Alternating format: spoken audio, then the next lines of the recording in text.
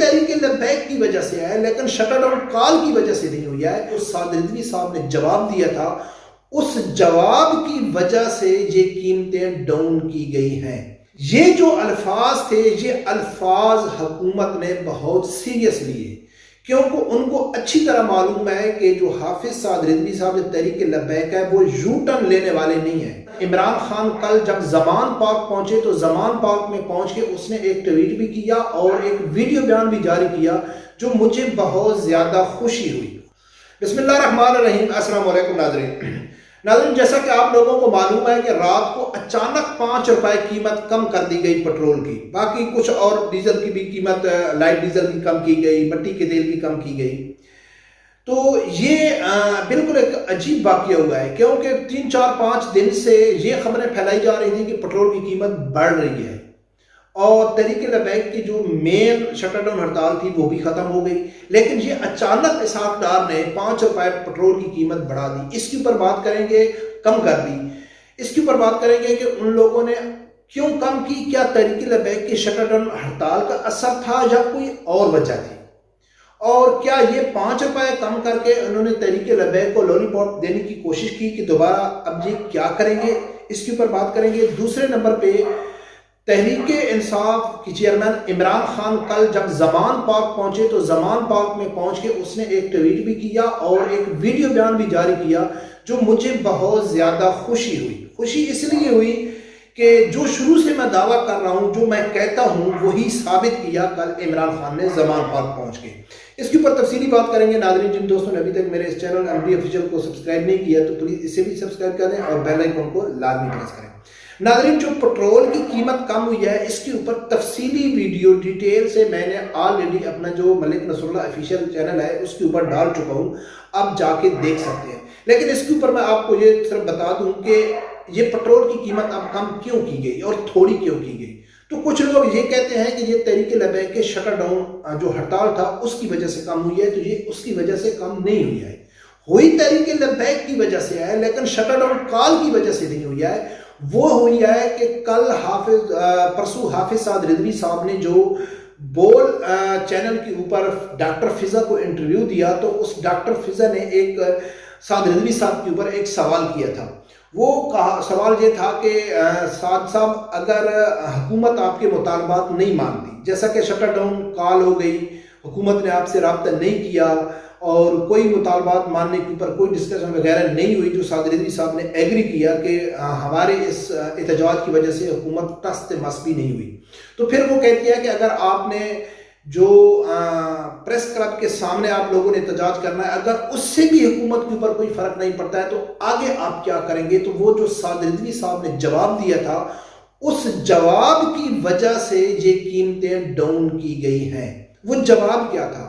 حافظ سعد رضوی صاحب نے کہا ہے کہ حکومت کے اوپر ٹس مس ہوتی ہے یا نہیں ہوتی ہے، کچھ بھی ہو جائے اب ہم پیچھے ہٹنے والے نہیں ہیں، اب یہ ہماری تحریک چلتی رہے گی. یہ جو الفاظ تھے یہ الفاظ حکومت نے بہت سیریس لیے، کیونکہ ان کو اچھی طرح معلوم ہے کہ جو حافظ سعد رضوی صاحب جو تحریک لبیک ہے وہ یو ٹرن لینے والے نہیں ہیں. جب وہ میدان میں آتے ہیں تو اپنے مطالبات منوا کے ہی رہتے ہیں، وہ ٹف ٹائم دیتے ہیں.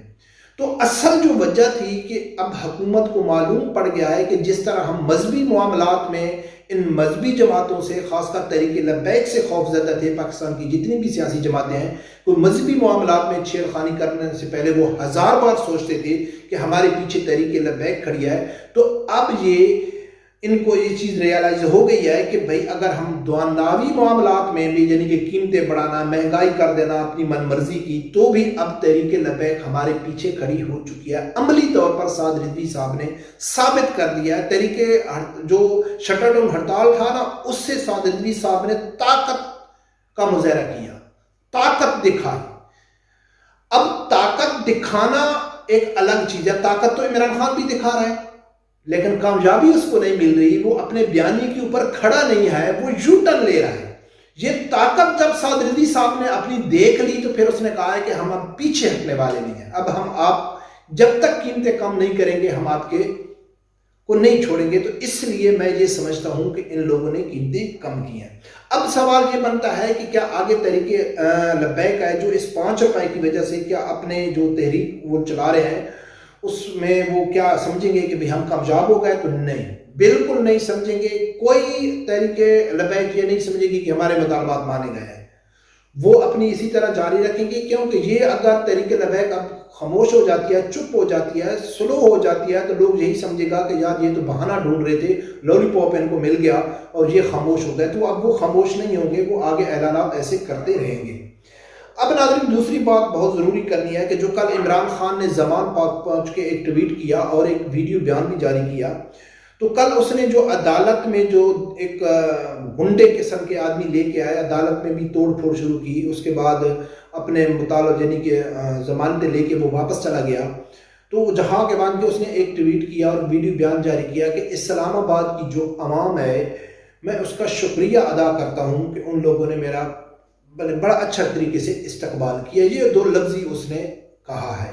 تو الحمدللہ مجھے خوشی اس بات کی ہے کہ شروع دن سے میں یہ کہتا ہوں کہ تحریک انصاف کے جو لیڈر عمران خان ہے وہ اپنے یوتھیوں کو جتی کی نوک پہ رکھتا ہے، چونٹی کیڑے مکوڑے سے زیادہ اہمیت نہیں دیتا ہے۔ وہ کل عمران خان نے ثابت کیا ہے کہ اس نے صرف ان کا شکریہ ادا کیا جو لوگ اس کو آگے اس کے استقبال کرنے کے لیے آئے، لیکن جو 25 کارکنوں نے توڑ پھوڑ کی، جن کے اوپر دہشت گردی کے پرچے دیے گئے اور ان کو انسداد دہشت گردی کی عدالت میں پیش کیا گیا، اور باقی جو لوگ تھے ان کے گھروں میں چھاپے یا ان کی یعنی کہ گرفتاری کے پیچھے پولیس لگی ہوئی ہے، اس کا ذکر عمران خان نے نہیں کیا۔ باقی جو اس نے اپنے گارڈ سمیت چند کارکنوں کو گاڑی کے نیچے وہ گر گئے، سپیڈ سے گاڑی بھگا رہے تھے تو وہ نیچے روڈ کے اوپر گر گئے، زخمی ہو گئے، تو اس عمران خان نے بھی گاڑی نہیں روکی اور جتنا پروٹوکول تھا وہ بھی گزر کے چلا گیا۔ وہ کتی کی طرح روڈ کے اوپر پڑے رہے